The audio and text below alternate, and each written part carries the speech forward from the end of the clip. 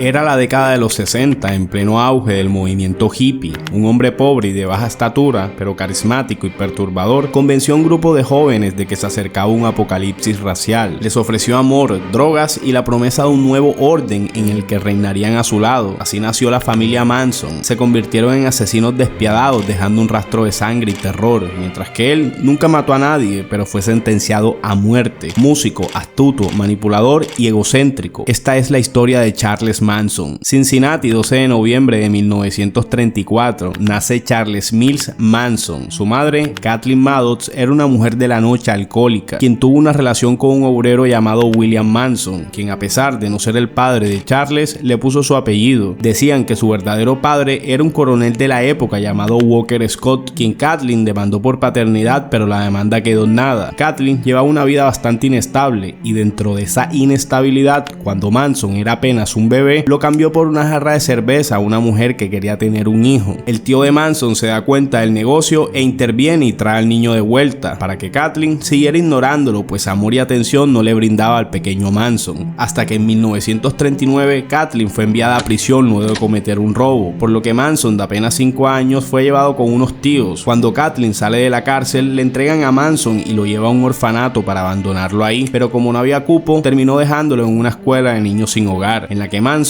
solo duró 10 meses, ya que terminó escapando y pocos días después robando una tienda, por lo que es capturado y puesto en un reformatorio del cual también escapa. Entonces, a sus 13 años comienza a arreglárselas en las calles, y para 1951 ya acumulaba varios arrestos por hurto y fraude, pero siempre se las arreglaba para salir, por lo general por buen comportamiento. Esta fue la infancia de Manson. Como dice él mismo, jamás tuvo infancia. Tell me a little bit about your background. Tell me if you could describe your childhood in a couple of sentences, how would you describe it? I didn't have a childhood. En 1954, a sus cortos 19 años, ya contaba con un largo recorrido criminal. Ese mismo año se casa con una joven enfermera de 17 años llamada Rosalie Jean Willis, y en 1956, mientras Manson seguía en las suyas, ella le da su primer hijo, Charles Jr. Pero Manson vuelve a ser arrestado por hurto, hasta que en 1958 vuelve a salir, pero fue arrestado nuevamente y Rosalie no aguantó más y se divorció, pero la soltería le duró muy poco, ya que conoce a una mujer de la noche llamada Candy Stevens, en la que en 1960 le da su segundo hijo, Charles Luther Manson. Poco tiempo después la relación acabó y al inicio de la década de los 60 estuvo encarcelado por diversos delitos, y a los 30 años Manson ya había pasado la mayor parte de sus años tras las rejas, hasta que en 1967 sale nuevamente de la cárcel, pero esta vez con una filosofía bastante peculiar. Manson se muda a San Francisco. Ahí primero vivió prácticamente como un indigente, hasta que conoció a Mary Brunner, una joven de 23 años que trabajaba como asistente en una biblioteca. Hubo química hasta el punto que Manson se va a vivir a su casa. Manson se fue acercando a otras mujeres, muchas de ellas en situaciones vulnerables o en búsqueda de un sentido de pertenencia, y les decía que a su lado iban a tener una vida de amor libre, llena de drogas y la posibilidad de romper con las normas tradicionales de la sociedad. Con el tiempo y en contra de la voluntad de Brunner, invitó a otra mujer a vivir con ellos, luego otra y otra, hasta que en poco tiempo la residencia de Brunner albergó a otras 18 mujeres. Este reclutamiento marcó el comienzo de la formación de lo que se conocería como la familia Manson. La música sería una de las herramientas para comenzar a desarrollar la filosofía de su familia, una habilidad que había aprendido en prisión luego de que un delincuente llamado Alvin Karpis le enseñara a tocar la guitarra de acero. Sin duda, aprender a tocar la guitarra alimentó el gusto musical de Manson, especialmente por los Beatles, teniendo una rara fascinación por el grupo hasta el punto de divulgar que le hablaban por medio de sus canciones. Mientras Manson seguía reclutando jóvenes, ya no solo mujeres, y afinaba su faceta musical, en los Estados Unidos a finales de la década de los 60 se vivía una segregación social bastante dura. Esto era notable en las barreras económicas, residenciales y sociales a las comunidades afroamericanas, donde incluso existían vecindarios y escuelas separadas. Había quienes defendían de forma errónea que la segregación de las razas aseguraba el orden social, y por otro lado activistas que exigían que el gobierno interviniera para eliminar las prácticas discriminatorias, como el Partido Político de las Panteras Negras y Martin Luther King. Fue un pastor y líder del movimiento de los derechos civiles en Estados Unidos, reconocido por su defensa de la igualdad racial a través de protestas no violentas como el movimiento hippie.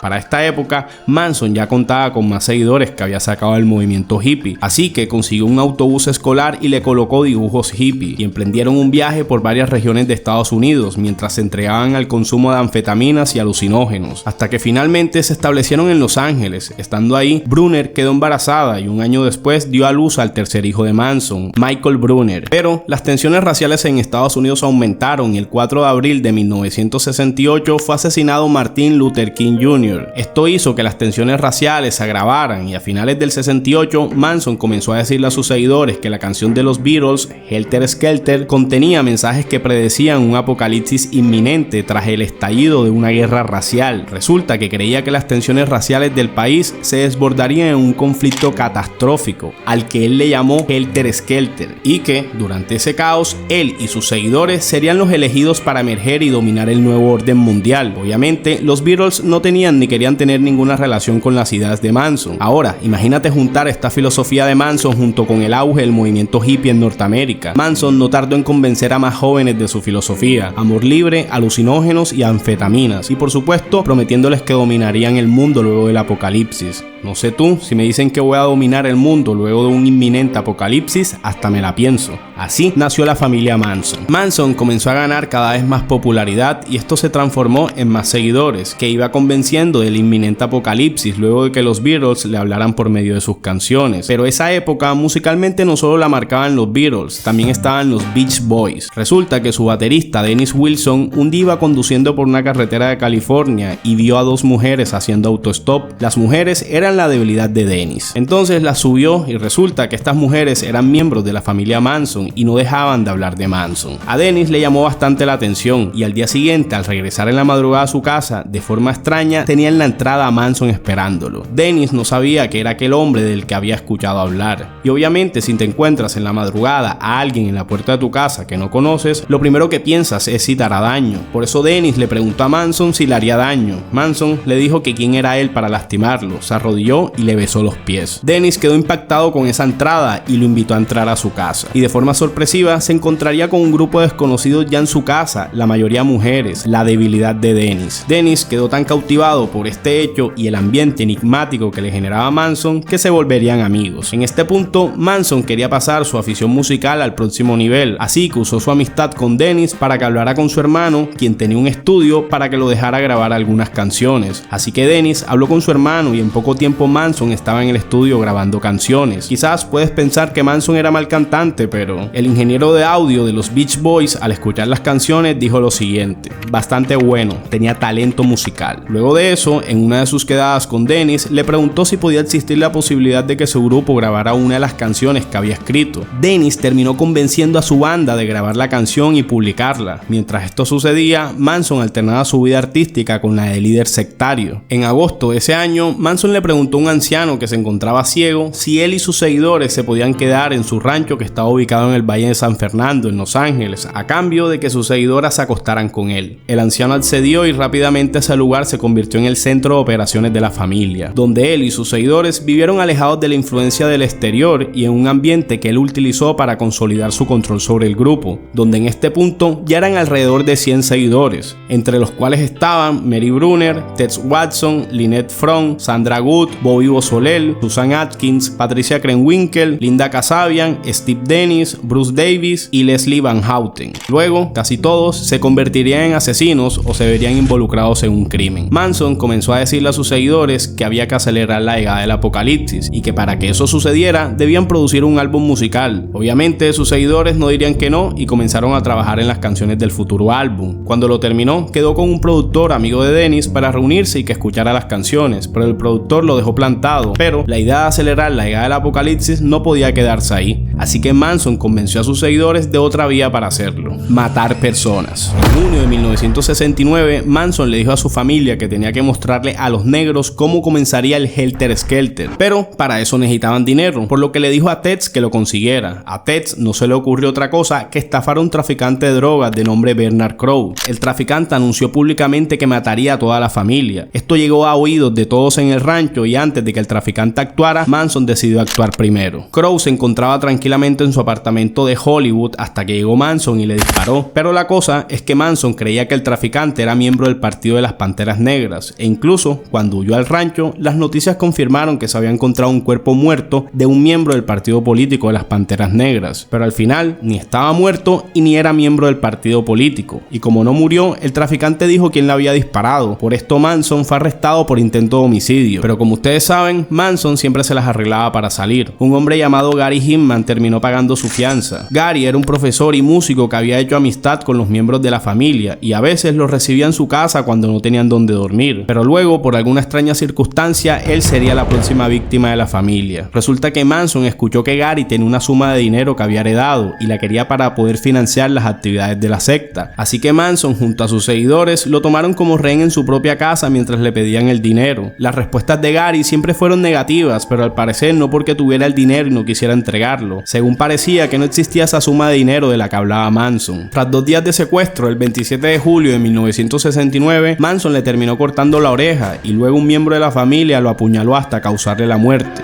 Luego de eso escribieron en la casa de Gary cerdito político y dibujaron una pata de pantera, símbolo del partido Pantera Negra. Luego de eso, la familia no se quedó quieta. Manson ordenó asesinar a la actriz y modelo Sharon Tate, quien estaba embarazada de 8 meses. Unos miembros de la familia fueron hasta la casa de la modelo en Beverly Hills, quien se encontraba con Jay Severin, el estilista más famoso de Hollywood de la época. Los dos fueron asesinados. Luego de esto, en el lugar de los hechos escribieron en la pared cerdo. Al día siguiente, Manson y su grupo se dirigieron a la casa de Leno LaBianca, un ejecutivo de supermercados, y su esposa Rosemary, copropietaria de una tienda de ropas, y los asesinaron. A Leno le tallaron en el cuerpo la palabra guerra. En las paredes de la casa escribieron muerta a los cerdos y en la puerta de la nevera Helter Skelter. Luego, el 26 de agosto de 1969, asesinaron a Donald Shea, un actor y doble de riesgo bastante popular de Hollywood, pero no tan popular como el homicidio de Sharon Tate en ese momento, ya que el cuerpo de Donald fue descubierto 8 años después de su muerte. El homicidio de Sharon Tate en estado de embarazo era tendencia y las autoridades necesitaban respuestas rápidas, pero no por eso, a finales de agosto de 1969, la policía arrestó a Manson y a otros 25 integrantes de la familia por robo de autos. Resulta que para la época las investigaciones de cada homicidio eran llevadas por departamentos diferentes y no solían cruzar información. Incluso la policía todavía no había notado las similitudes de las escrituras con sangre en las paredes de los diferentes crímenes. Manson había salido de peores y por robo de autos no iba a quedar en prisión, por lo que en poco tiempo fueron liberados, pero quedaron en alerta, por lo que decidieron abandonar el rancho y se fueron alrededor del Valle de la Muerte, en California, donde ocuparon otros 2 ranchos abandonados. Posteriormente, resulta que la policía pudo relacionar de alguna manera a la miembro de la familia Susan Atkins con el homicidio de Gary Hinman, por lo que la detuvo y luego de una enorme presión de las autoridades termina confesando haber participado en el crimen. En prisión, comienza a hablar con sus compañeras de celda todas las aventuras que había tenido con el famoso Charles Manson. Estas historias fueron transmitidas entre compañeras de cárcel hasta que una le contó a la policía de las historias, y esto fue lo que hizo que las investigaciones apuntaran hacia Manson, hasta el punto que la policía detuviera a Manson, Tex Watson y otros miembros de la familia. Mientras estaba detenido, Manson convenció a Phil Kaufman, un productor que había estado en la cárcel con él, para que lo ayudara a publicar las canciones que había grabado, pero Phil no consiguió que ninguna compañía discográfica publicara las canciones, pero logró recaudar $3,000, con lo que le alcanzó para lanzar 2,000 copias del álbum. Por otro lado, el juicio se había establecido y Manson no quiso hacer uso de su derecho a tener un abogado. Él quiso representarse a sí mismo. En las audiencias, Manson apareció con una cruz tallada en su frente. Sus seguidoras se tallaron la misma cruz. La principal testigo era Linda Kasabian, que había traicionado a Manson y abandonado a la familia a cambio de inmunidad. Para las autoridades era la única que mostraba arrepentimiento. Luego, Manson se rapó, cosa que también hicieron sus seguidoras. Más tarde, Manson declararía que él era el diablo. Y mientras el juicio seguía desarrollándose, los miembros de la secta estaban afuera del juzgado atacando a las personas que declararían en contra de Manson. Mientras tanto, los demás miembros de la familia acusados declararon que ellos habían cometido los asesinatos y que no fue idea de Manson, sino de Linda Kasabian. Y lo mejor de todo es que relativamente tenían razón. Charles Manson no era el autor material de los homicidios, él nunca mató a nadie. Todos habían sido ejecutados por los demás miembros de la familia, pero sí había sido el autor intelectual. Charles Manson fue sentenciado a muerte el 22 de abril de 1971 por 7 cargos de homicidio en primer grado y un cargo de conspiración, pero se salvó de la pena de muerte, ya que posteriormente en California fue declarada inconstitucional, por lo que fue condenado a cadena perpetua. Pero los crímenes de la familia no se quedaron ahí, miembros de la familia dispersos siguieron ejecutando la filosofía Manson. El 21 de agosto de 1971, Mary Brunner y varios miembros más de la familia asaltaron una armería llevándose 143 rifles con el objetivo de ser usados para secuestrar un avión y solicitar la liberación de Manson y otros miembros de la familia. Pero al final final, su plan fue frustrado por la policía debido a que los capturó antes de huir con los rifles. El 5 de diciembre de 1975, Lynette Fromm intentó asesinar al presidente de los Estados Unidos, Gerald Ford. Por todo esto, esta vez Manson sí que no se pudo librar, pasó toda su vida en prisión y jamás se arrepintió. Murió de cáncer de colon el 18 de noviembre del 2017 por un paro cardíaco a los 83 años. Entonces, ¿quién fue Charles Manson? Deja que te lo diga él mismo.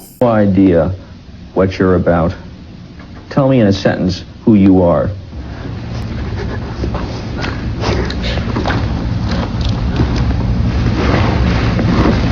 Nobody.